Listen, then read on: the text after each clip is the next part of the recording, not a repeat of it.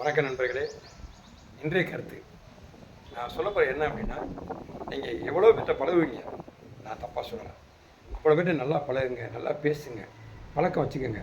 ஆனால் உங்கள் விஷயத்தில் உங்கள் நடக்கக்கூடிய இன்பத் துன்பங்களை தேவையில்லாமல் யார்ட்டையும் பகிர்ந்து பேசாதீங்க. உங்களுக்கு வேண்டியவங்க ஒரு சில பேர்கிட்ட மட்டும் நட்பு வச்சுக்கோங்க. வேறு யார்ட்டையும் நீங்கள் பேசணுன்னு அவசியமே கிடையாது.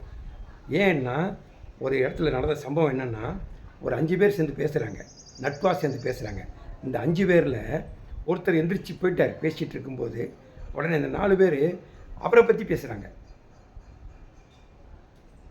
கொஞ்ச நேரம் கழித்து 4ல் ஒருத்தர் எந்திரிச்சு போயிட்டார். அந்த 3 பேர் என்ன செய்கிறாங்கன்னா, இந்த எந்திரிச்சு போனவரை பற்றி பேசுகிறாங்க. திரும்ப 3 பேரில் ஒரு ஆள் எந்திரிச்சு வெளியே போயிட்டார்.